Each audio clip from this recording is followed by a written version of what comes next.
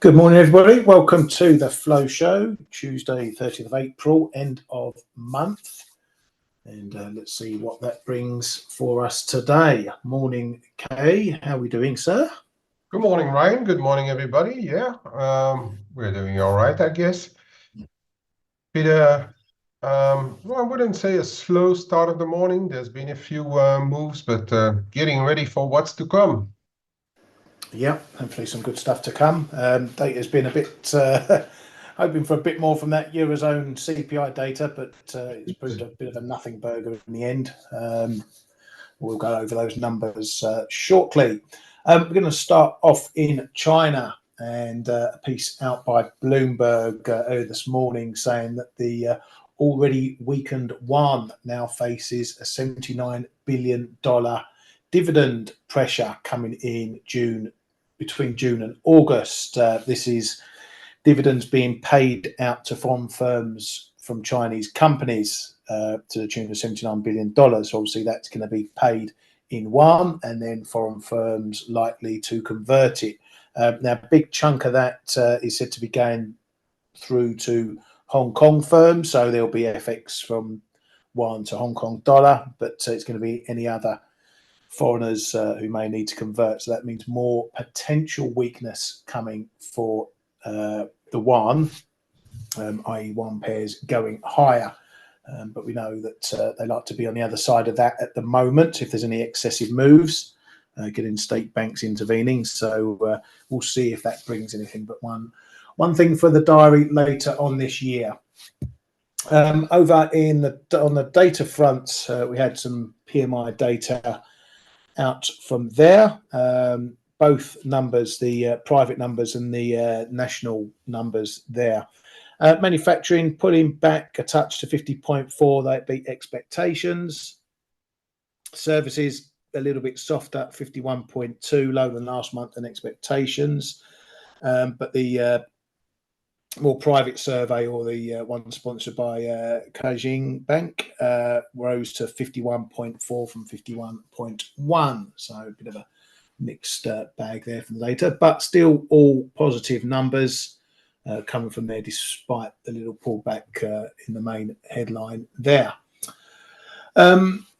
China are going to be holding their what they call the third plenum in July, according to state media. This is where Xi gets all his cronies together, hundreds of them, to talk about what's going on with China, the world, and what they're going to be doing, and so on and so forth. So it's a big old meeting coming up. We'll get tons of headlines ahead of it about what they're going to speak about. We've already had a few bits and pieces, international relations and issues facing China. Probably won't be much, but if they do announce any big plans, investment plans, fiscal plans from that meeting, then that will have some market implications. But again, not until July, so plenty of time for that. Over to Japan, we've had a bit of data out of there as well. Jobs data, unemployment rate staying unchanged, was expected to drop a tick.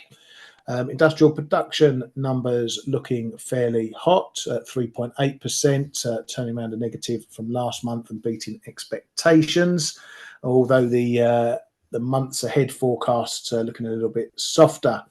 We also had some retail sales numbers, large retail sales month on month, down 1.2%, were expected to rise 0.6%, so a little bit of a soft one there. Year-on-year numbers, a little bit still positive, but a little bit softer than they were last time. And the year-on-year headline retails as well, coming in a little bit softer, although positive on that. We've had His Majesty, the top currency FX man, diplomat, whatever you want to call him, Kanda, still giving no comment on whether they intervened, but said they are responding to FX 24 hours a day, and then repeated that they will disclose the results of any intervention at the end of next month. That FX report for April due to drop any time now. Bank holiday yesterday considered. So that's likely to show a zero number. They basically just kick the can. They don't want to give away any numbers this early in proceedings. Want to keep the market guessing. BOJ has also kept its monthly bond purchase plan unchanged for this month or going into May from April. So, you know, a lot of talk at the BOJ that they want to reduce this. They're not started just yet. Anything from Japan you're seeing, Kay, at the moment to do with chatter or anything else? Yeah, the bond buying plan is as USDJPY said, or the Bank of Japan said during their statement, right? They are going to stick to the March plans for now, which just covers the maturities or the redemptions that we should see during this fiscal year. Actually, as I said, first quarter of this year, calendar year, they actually they were a little bit under those redemptions. So. But it has had, since they're keeping the same plan, it has had a bit of a negative effect on the JGB yields. Like, we're talking about BPs here, we're not talking about 25 a quarter percent or so. We're talking about literally small basis points. So yeah, they're keeping it the same as now. Call it counterproductive against what the MOF or Canada wants to do, but that is just their plan. So nothing really to report over there. And on the rest of the data that you covered so far, not much to say. The industrial production was up. It's a bit of a yo-yo, that number, but it's pretty decent right now. Still no impact on the yen. We're in testing the MOF's resolvence mode. As we can see, dollar yen is well, people call this 157 a bit of a level. I don't know whether it is one or not. It's just there because it showed up a couple of times, but I'm looking at those yen crosses. They are not giving in a lot at all. If anything, they are still very, very big. So yeah, I think from here it's still only interventions, or as I was saying, what's coming up. I'm not especially looking at the Fed unless they say something very well that changed a lot on their QT program also. But I'm thinking about those jobs data. But then it's not only going to be in yen that we are going to see it. We're going to see it in other currencies too. So for the time being, it's still a hard fight against the market to be long yen for longer, as we can see, especially on the cross side right now. Yeah, and that stuff's all going to be more dollar related than yen related for that, obviously, that US data and the Fed. So yeah, we'll see what that brings. Over to down underland, Australia, and some slightly soggy retail sales there too for March, coming in at minus 0.4%. We're expected to gain 0.2%. So that's helped with the Aussie dollar looking a little on the soft side today. Also, that drop in China manufacturing, small drop, won't be helping at all either. Over in the UK, there was a Lloyds Bank Business Barometer survey, only something I give a cursory glance to now and again. But the news from that one was that a net 63% of firms are expecting to raise prices in the coming months. That's up from 60% in the March survey, and the highest reading since November. As we've seen in the PMI data recently, price pressures remain hot in pretty much all the sectors. So this stickiness is looking like it may be continuing. What has changed, though, is that the amount of firms who expect to raise wages by 3 to 4% has fallen slightly. So still plenty of firms who are still expecting to continue raising wages.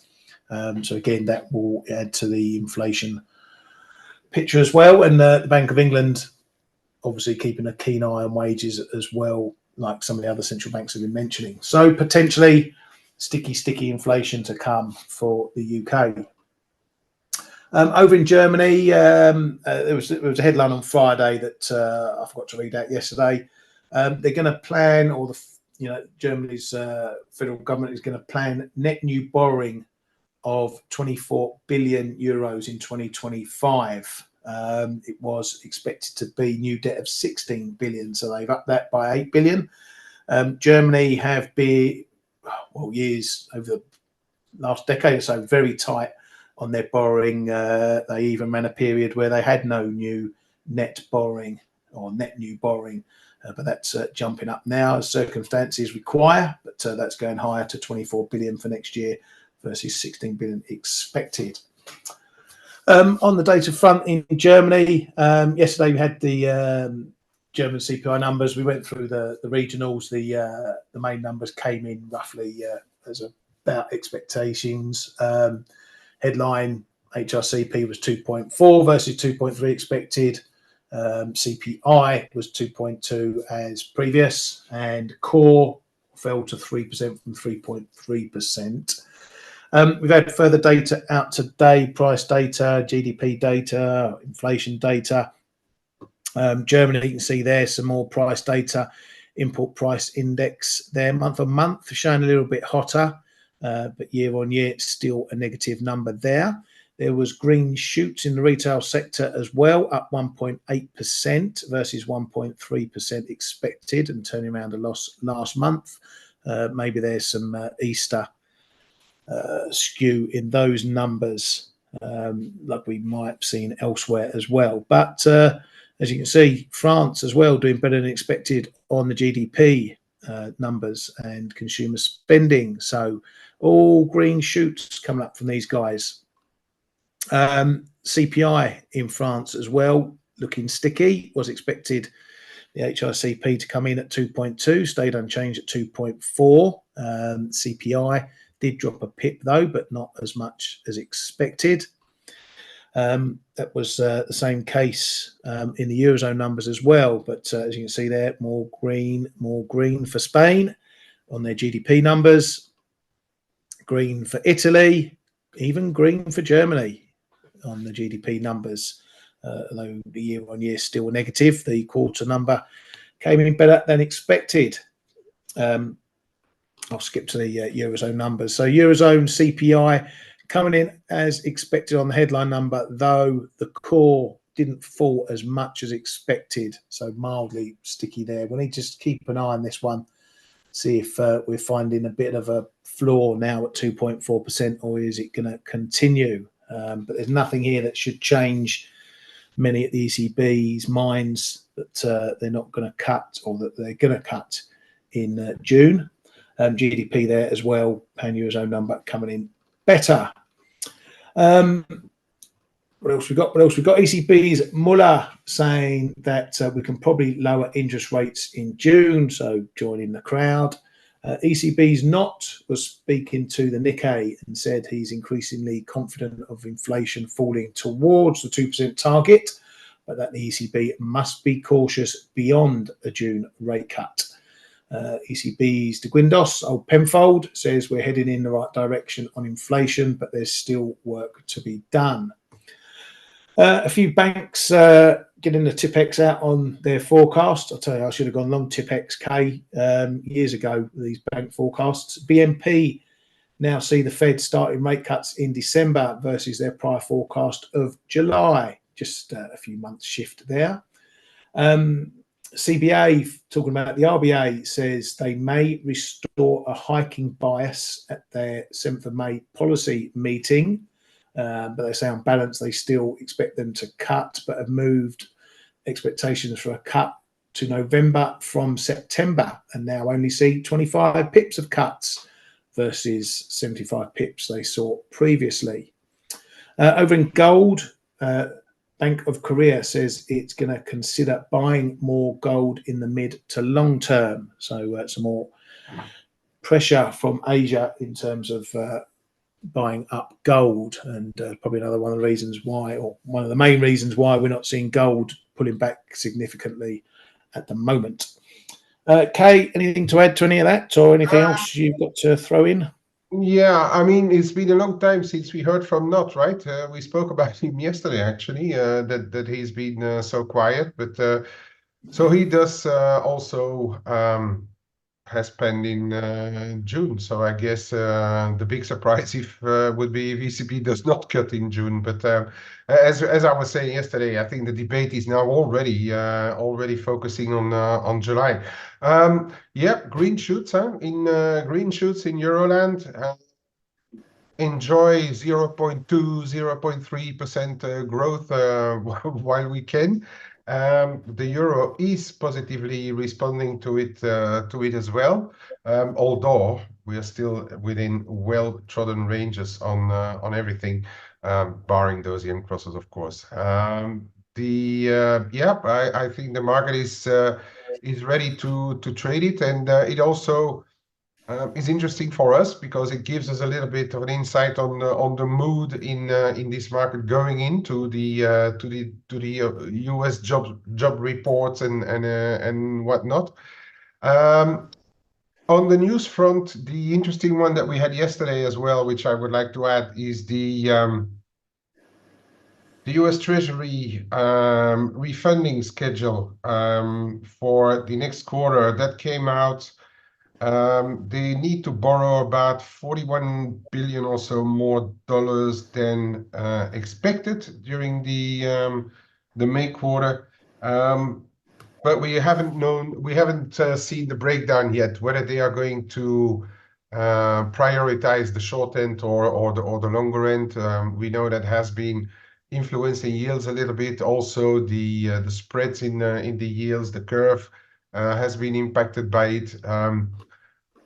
Yeah, the markets may try to make a big thing out of it. It's never somewhere a good thing for one that they need to borrow more because they had less receipts than expected.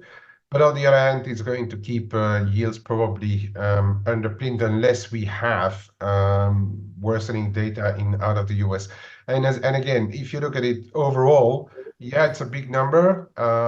It could underpin yields, but or weigh a little bit on bonds. But on the other hand, 41 billion, I don't think is going to impact much if data would show a different picture. Okay. If the data would show a weakening picture in the US, I think those 41 billion, they are going to get them very easily and even more if they want. Yeah, very much so. And yeah, 40, we laugh 41 billion as not being a huge number. You know, that's the way it works in finance. Obviously, it's a big number, but for the US, it's not really a big number. But yeah, still, I mean, I think there's going to be a point where have to see how that plays into the election and what, you know, if Trump gets in, what he does with all that sort of stuff. It's going to be a potential upheaval later on in the year, but we've got plenty of time before we get to that point. Right, let's have a look what's going on.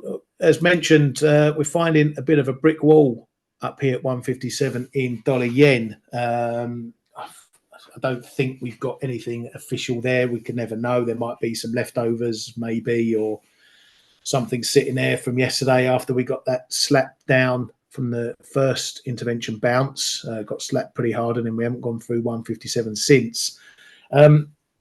Traders are nibbling away at it, though. You know, it all looks a bit hesitant at the moment. You know, a bit touchy-feely, seeing what's there, like walking through a minefield, basically. If this breaks, we're probably gonna see maybe a fairly fast push up, maybe towards 158, because the more we creep higher and move up, the more confident buyers who got turfed out in this move are going to start coming back in again, and then that's when we're talking about maybe going to 160. Obviously, there's going to be some eyes on the Fed and the US data, so maybe we're not going to, you know, rock it all the way back up. But this has been doing it throughout data, Feds, BOJs, NFPs, and everything. So, you know, it hasn't really been moving overly with the fundamentals at some points. They just add to it or take away from it for a short term. But I'm still in watch mode. We know the levels: 160 up top, 155. It can do what it likes in the middle here. I'll just watch and learn and see what where the levels are going to show up. But yeah, for all intents and purposes, if it follows the same path as most interventions until something changes with the fundamentals, it's probably going to go all the way back up there unless they decide they want to come in with some offers to slow that down. But for now, yeah, I'm just in watch mode. And as Kay said, crosses as well, all looking similar patterns across the board, all finding their own sort of resistance levels. So yeah, not a lot to take from this at the moment. So there's a few bits and pieces in the various crosses. Euro dollar was looking a little bit soggy earlier today. I mean, we're still stuck in a 30-40 pip range at the moment, so nothing's really happening. We had a little twitch under 107 through Asia. We've bounced a bit. That data showing those green shoots, worth about 30-40 pips at the moment, but we're not going anywhere massive on the back of that. Euro sterling's creeping back up. It was creeping down. We turned around on that early German data this morning, and I was looking to see if maybe the Eurozone CPI numbers were a bit softer than expected, for maybe another move down to the lower part of the 85s. That wasn't to be, so off we go again, and here we are knocking around our old pivot mate 85.50. Kay, you picked up a little bit of this this morning, I noticed. Yeah, there's a few things that I was lurking at. I tried the euro sterling already above to see if we were going to hold the 85, 70, 80. That didn't work, so I let them go. Was a small tryout, didn't cost much. But then I bought it again this morning. I've got a bit of a trend line coming in there around 85.30 for one. That I'm looking at, albeit they're still small, a bit of green shoots out of Europe. And then last but not least, and it seems the bank models confirm it. I was thinking already that sterling may be one of the weaker ones into end of month for a change. And that's based on equity moves, the differentials between the different markets. So that's kind of the reasoning. Also, the levels are relatively interesting in those low 80, 85. So if anything would go pear-shaped, the stop loss is extremely easy to put somewhere, either if you're in the really, really short term. And that trend line, if you take the it's just before your 15th of March there, that little low, and then you go over the that one, then you go the next one, that one, then over the 15th or so of April, bit of a trend line there, and you're actually right on where we stopped 85.30. You see, that is somewhere. So in the really short term, goes through 25.30. Perhaps not a good idea to keep it. In the more medium term, if you want to play the more medium term, if you believe in some sort of European recovery, it could be the 84, 90, 85, the figure, right? So the good thing, whether right or wrong, the good thing is that stops, whether it's really short term or more medium term, are extremely clear, and that's always trades that I kind of like. You don't have to start to put 25 lines on there and to know where your danger lies with your position, and that's always a nice thing. Yeah, very much so. I mean, it's a funny area down here. I mean, we've hit this 15-20s more times than we've hit the 85. So I've been loath to trade it off of that. I've been really just keeping it to the 85 level. But there's money to be made off this low area. Like you say, you're down in the 30s, but you can call it 15, 20, 25, 30, whatever you want to call it. Overall, we know it's a long-term area. Nothing at the moment looks like it's going to drive it to a break. Never say never at all, of course, but levels are level until it's not. But for now, as I've been saying for a while, I don't see any fundamental reasons why this is going to smash through unless something changes. But conversely, I don't see any reason why we rocket massively higher either. So yeah. No. And I'm not waiting for to sell this out at 87.5. This is if I see what I like, if I like what I see, sorry, at 4 p.m. London time today, there's probably 3/4 of it will be gone. If we get a bit of a spike up to 80s or so, I mean, I'm already going to be happy with that.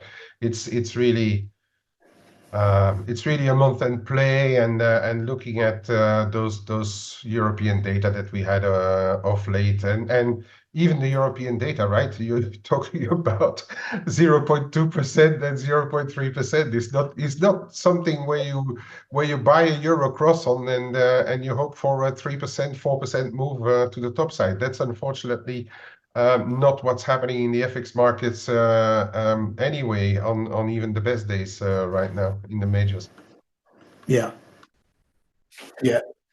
exactly. Manage your expectations, especially for this one. Don't be buying this one at 85.30, expecting 88 afterwards. You might be older and grayer, or old and grey by the time you get that. Right. Well, today we've got a few bits and bobs out on the data front. The main item being the US consumer confidence. That's a conference board number that we've got coming out. So a little flick down to that. So we're expecting a little pullback, 104 expected from 104.7. Keep an eye on the inflation numbers, which sometimes they print them and sometimes they don't, because it's a conference board, but they've turned it into a private survey. So sometimes we get the numbers and sometimes it drops much later on. I'm just trying to see if I can find the last one. I can't. Anyway, we'll look that up in the chat room. So that's going to be the main data point later on today. Anyway, we do have a few other bits and bobs, Chicago PMI and house price data as well later. Keep an eye on that. There's been nothing major from that. Canada GDP, they've got monthly numbers coming out there. So we'll also see what that brings, but shouldn't be too much boat rocking for there. Right, well, as I said, it's not an awful lot going on. I'll have a quick look at dollar CAD.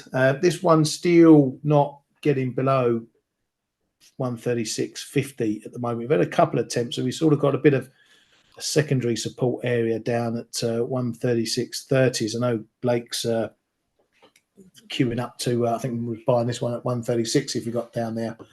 We're up at 137 and crunching into that number, not getting through. We're still in this little downtrend, this little short-term downtrend at the moment. If we get above these two highs here, 137.30, we might be turning that around and moving on up. This is another one. I could have traded it 8 times off of 136.50, but I haven't, and could have made some money. So that's really your pivot line still. If we get below then, start holding below there better than we have so far. Let's come into little short-term levels there. We've had tries at keeping below it, but just haven't. So unless we get a proper hold below there, then maybe we're going to swing this around. But at least for now, this is showing that it's stopped going down off of this little downtrend that we've got here. So maybe we end up going higher.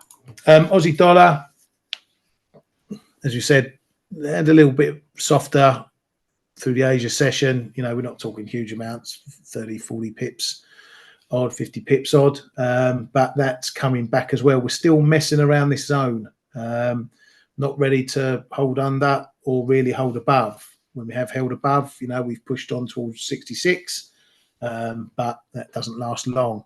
Still in this uptrend. So that's, you know, comforting for bulls. This little level here, just ahead of 65s. If we break below that, again, that will just start to break down this series of lower highs. We're already looking like we might be doing that. But you know, we've got other ones down below 64.80. So your 65 big figure and 64.80, which has been a pretty important line recently, is your level for that one. Just looking around some of the other assets, I'll have a quick look at gold. I'll let Kay talk about silver. I know Steele's been up in our chat room talking about some levels in that one, so I'll leave that one to Kay. But gold bounces are looking a little bit dead cattish at the moment. This 23 handle, include those lows there down to 90, is a bit of a line in the sand. Still important. We're not quite getting back up to this 60s level. That's been a bit, again, another pivot level. So that puts it in a slightly weaker camp on an intraday basis, i.e. we're not going up to test that, and we're coming down now, just breaking that prior low. It's still a 50-50, still a coin toss here. Really take your cues from this 2300 area, 2290 on the downside and 2400 on the upside, with your pivot roundabout in the middle-ish for that one. Have a quick look at oil. Not had a look at oil for a while. Not really doing an awful lot, really. We're still holding above this 80-50 area, so that's keeping it looking fairly bullish so far, but we're not really wanting to have a crack up at these highs. The Middle East stuff seemingly calming down as far as oil markets are concerned. So again, we're looking at the data. We've got the ISM coming up, the rest of the final manufacturing PMIs to drop. If we see more green shoots there, that might play into the demand side of the oil trade and keep it supported. But it's holding up fairly well for now. Kay, I'm going to chuck it over to you, mate. Okay. What I would like to draw people's attention to as well is today. I don't know if you mentioned it. I was busy trying to look up something. Did you mention the labor cost index in the US coming out today? I think that it's coming out today. I think that is one that could be a little bit of a market mover as well, because that's been coming down a bit and the market reacted on it last time. So keep an eye on where that's coming out. Just at the end of phase, that's going to be. So I'd keep an eye on that one too for the day. So yeah, this is the 26 10 26 25 level in silver. That still is watching. I've been watching that as well. For the time being, I've just for the sake of the month end, and so I've taken off my bid there. But I'll be looking really if we get moves back down into the mid 25s to load, and then I'll go as it comes this afternoon if we see a bigger setback. We have seen for some reason, and that's I'm going to say a relatively new phenomenon for those who have not been too familiar with things happening in silver and gold and stuff. We have seen it move on the last day of the month, so I'm going to monitor it relatively closely to see where we are come the afternoon towards the 4 p.m. London time as well. Okay, so you got 26.20 here and then the 25.5s down there. Yeah, as I was showing this euro sterling, we've already shown it. I think we're entering also a bit of a resistance zone here in this cable. As I was saying, the sterling could be one of those who sees a little bit of a sail into the afternoon. That's what the models kind of would say on the equity market differentials, right? So for as long as we stick below this 125.70-ish, I think it's that's the not going to call it the zone of no return because we have so many US data coming out, but this is perhaps good enough for your intraday level to watch, and then we are watching, of course, the 125.90 figure. But for as long as it stays below, there's a bit of a chance that we go back and visit the lower end of our really last day or couple of days, the lower end of that range perhaps. And that starts around 125, the figure all the way down to 124.60. I wanted to show, and I wanted to show that yesterday, but I really forgot about it. The S&P is forming a bit of a triangle here right now, and the underside of the triangle go a bit further in time as the sessions unfold. The underside will come in around this 50.5, 50.45 again. Top side, I would say keep an eye on what's happening around 51.25 before we talk about 51, 50, 60. So it's going to be interesting going forward in the week. We still have a few earnings out, but I'd say again, you know how I feel about the importance of the job market right now, which is actually very high in my opinion. If we start to see like a slightly weaker data, but still good enough, like absolutely not turning around because that would be bad if the economic situation really prints a very bad series of numbers. That wouldn't be good for anything, the equity markets either. But if you get a slowdown in the job market without really ringing any panic bells, we could be in for a walk higher here as well. So I'm going to watch. I'm not really interested in doing much, but it's back on my radar here. 51.5, 51, 50, 60 going into those job reports, and then the 50.5, 50, 45, 50 on the downside in the S&P, and I'm putting it back on my radar. This may be an interesting one coming up soon. For the rest, Swissy, okay, apparently, and I don't know, but I'm still in the global scheme of things a bit negative Swiss, but I greatly reduced my positions. I've actually just started to shyly buy a little bit of Euro Swiss again, but we're still turning around these 97.75. We have to pick a fresh direction to know what's going to happen this afternoon. Don't be surprised if you see a little bit more Swiss strength. That is what one of the models is hinting at into end of month, that we could see a little bit of Swiss strength. We have seen that, especially over the turn of the year, it was very present. But then last month, we actually went rather the other side. I mean, this month is again a month where some expect a little bit of Swiss strength into month end. So watch where we are. I'd say around 97.35 already, and then 97 figure 10 is going to be another level before the big 96.75, of course, in this Euro Swiss. If nothing of the likes happen, then I will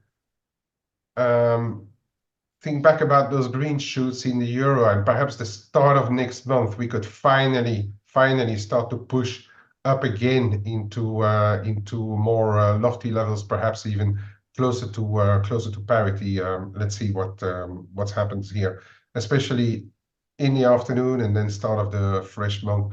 Dollar Swiss is still banging its head against this one, this trend line. We're just turning around, but it's not working at all. I think we're holding above 90.70, above 90.70.80. That is still positive for now, but it's very rangy. Again, if you would see a bit of positive action on the Swiss franc, don't rule out a look back at this 90.70.80, but keep the clock in mind, okay? It's more a case of trading the clock than anything else. And then if we see a bigger dip, I'd say 90.40 and 90.25. That's where we will have to make a decision if the Swiss would strengthen, or if in turn it's dollar-led and the dollar would come down. If in turn we see stronger US reports still coming into the market, I think then finally there's a fair chance that this 91.5 is toast going into the fresh month of May, and we can move closer to where I think we may not end up, but it's a plausible target up somewhere in the mid 92s for the dollar Swiss. Dollar yen, I'm really. I'll just jump in quickly, yeah. Kay. Sure. there's just a headline come out that Bank of Japan accounts show that they likely intervened yesterday to the tune of some around 5.5 trillion yen. 5.5 trillion yen? Yeah, that's what they said. That's enormous. Yeah, I don't know where they're getting this from. Well, though I was going to say today, I mean, we've got two reports out there. We've got the MOF, which they said they will only report it end of May, but the Bank of Japan reports should show FX volumes. And yeah, I've been looking through while you've been chatting. I can't. I'm trying to find where this guff is. I don't know if it's payment. It's all. There's tons of it. I don't know where. I'm trying to scroll through, trying to find it. You carry on. I'll have a look, see where I can that's find that. 5.5 trillion is about I don't know $35 billion. That is more than half of what they did in 2022 in one go. Yeah. In that case, I'm going to be a bit worried for the yen if they already spent that kind of money in this one round. Yeah. Okay. I'll have a look. Go on, sorry, mate. You crack on. No, that's fine. That's fine. No, very good. Well, I mean, of course, dollar yen is the one that people trade the most, but we know that yesterday. They intervened well after we done this spike, right? So they intervened when it was already well below 160. We suspect that there's been two rounds. So this first big round and then another round when we entered the European session, okay? But if really they already spent $35 billion in this one day, that seems quite a bit to me. Wow. Okay, then I'm going to say out of experience that this is yeah, that's true, Simon. They can't print they can't print dollars and euros. They can use the swap lines because they have swap lines in place with the Fed and the ECB, or they can decide to sell bonds, foreign bonds. They can decide to sell treasuries or European government bonds if they wish to do so. But that, like, just my first reaction is that is a pretty big amount. On the other side, there's always two sides to a medal. It could also mean that they mean business. So okay, let's see what the further developments are. They are really going to need weaker US dollars here to turn that ship around, I think. But if they get it, it's a good chance, like we have seen back in 2022. Yeah, so people talk about this 157. Yes, I do have a bit of a trend line coming in there, but to me still, if you want to stick levels to it, it's 158 for a starter, then 158 3/4, 159, 10, 15, and then the big one on the downside is still going to be 155. I found it rather telling that, of course, in intervention time, you can always overshoot or undershoot a level. But it's really this 155 is showing up. Below 155, there's clearly bids around in this market. Right, what else did I want to show? Yeah, Aussie, we're turning around this 85 2025 again. Pretty decent reaction I found on the back of just retail sales, which are missing, yes, but just turning still around the zero level. They are not printing -3, -4%, but then Mark rightfully said this perhaps also a little bit on the Chinese data that it lost a bit of steam, and also with copper, for instance, being a bit lower. But we are starting, if anything, to reject it a little again. So this 65 2025 is still. Let's see where we are when we close the day today. Well, news for silver, I said, Marcus, I'm looking at the chat. I think the 2620 is a bit of a level, but then to me it's rather, and I want to show it again if you like. To me, the bigger levels are going to show, that should be showing up, is here in the mid 25s, you know. call it 25.60 down to 25.15. Those levels here with those trend lines in between. And we also have to know the metals.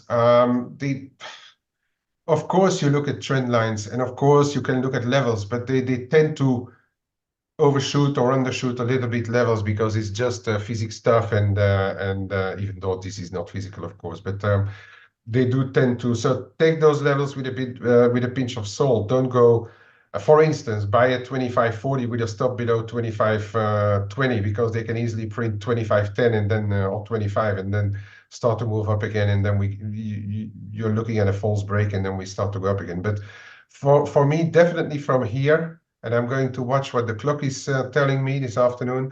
But definitely from here, I'm going to get very, very interested. Sorry.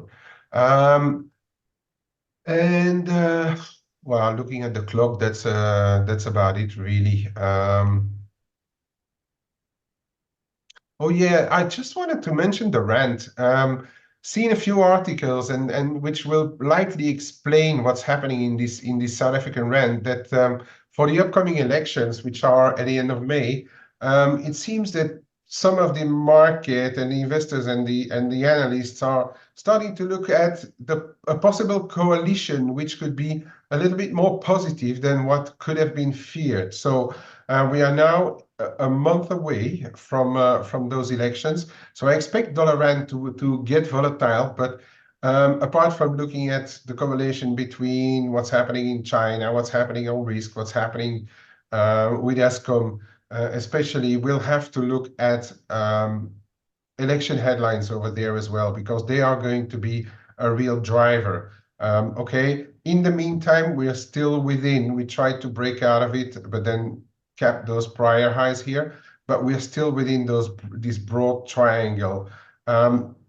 If ever it continues to go down, keep a close eye on what's happening just below 18.5, down to 18.38.39. If we start to break lower, then it may be a bit dangerous for those who are trying to sell rand on rallies. I am naturally a seller of rand on rallies, but for now, I'm going to be a headline watcher on those elections. I wouldn't want to end up trying to counter a move, then get like positive elections, and all of a sudden dollar rand is trading at 18.00. Okay, so I'm going to be very, very cautious with what I do. And looking at the market reactions that we see here, it may even be time for once, depending on the US data, of course, to start looking at why not selling a few rallies if we rally back above 19, for instance.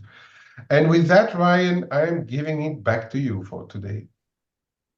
Thank you very much, mate. I've done a bit of digging and people are putting stuff up in the room as well. It looks like the market's got this number, or someone's got this number, because in their accounts they've reported a drop, a fiscal drop of 7 point, let me get it up again, where are we? 7.56 trillion in the current account, and it was only expected to drop about 2.1 trillion. So they've got 5 trillion difference there, and suggesting that's the intervention. I don't know. Sounds like a bit of guesswork going on there. We shall see. We shall see. It's a bit strange that they can give away those details when Kanda wanted to keep it hush hush. But anyway, we'll see what happens. What's done is done. We can't go backwards. It's not going to change anything really moving forwards, except to know how much they're going to be throwing at it to get 400-500, near 600 pip moves. And on that note, we'll call it a day. Thank you very much, Kay, for all your insight there. And thank you, guys and girls, for coming to the Flow Show. Have a great day, and we'll see you all tomorrow. Have a good one. Hey traders, this is Blake Morrow with ForexAnalytix. Thanks for stopping by our YouTube channel. Don't forget to like these videos, share them, and subscribe to our channel so you don't miss any of the content that we provide here for free. Thanks for stopping by. I'll see you in the next video.